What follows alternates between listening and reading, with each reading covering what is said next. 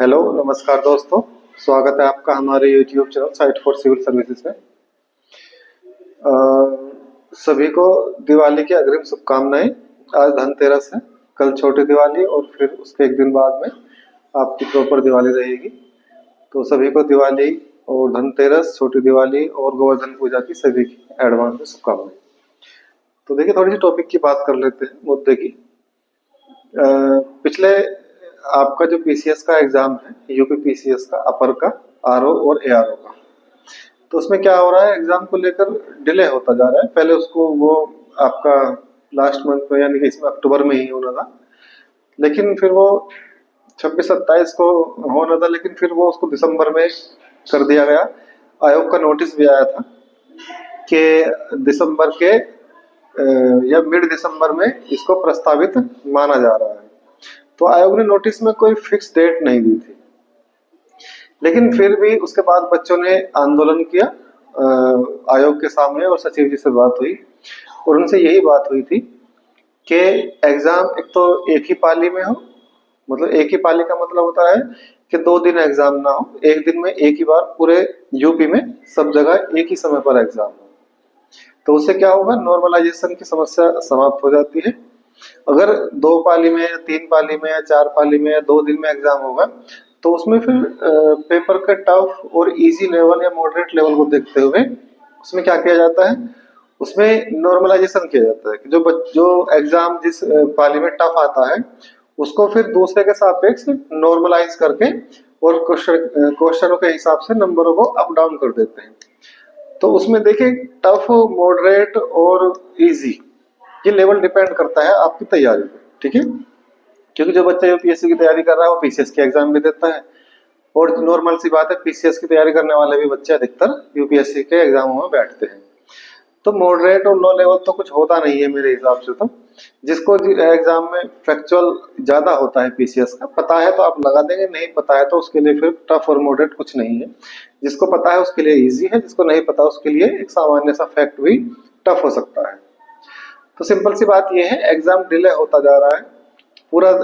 आपका देखिए, नवंबर आने वाला है और इस 2024 में से नवंबर और दिसंबर बचे हैं।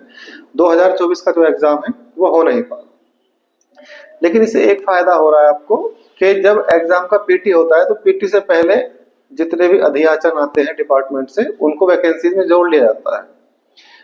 तो धीरे धीरे जो 200 कुछ वैकेंसी आई थी, उसमें इसको बढ़ा के लगभग 950 या 1000 के लगभग ये वैकेंसी हो चुकी है।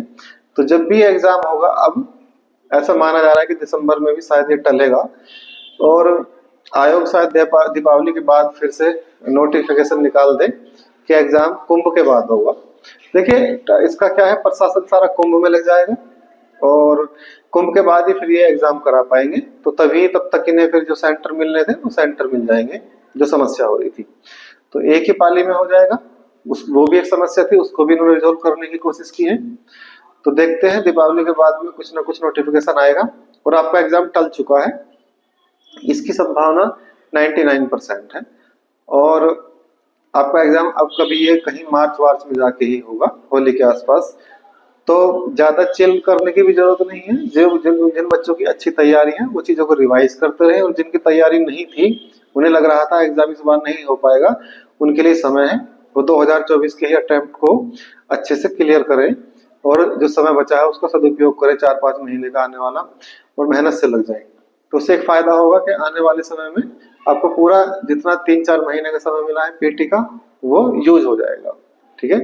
तो फिर जैसे ही 24 का एग्जाम होगा, तो ये 25 का एग्जाम भी फिर ये मार्च के बाद में फिर जून जुलाई में ही कराने की कोशिश करेंगे, तो जल्दी ही होगा फिर वो भी। तो हद से जुलाई तक खींच सकता है, जुलाई अगस्त तक, उस तक करा देंगे।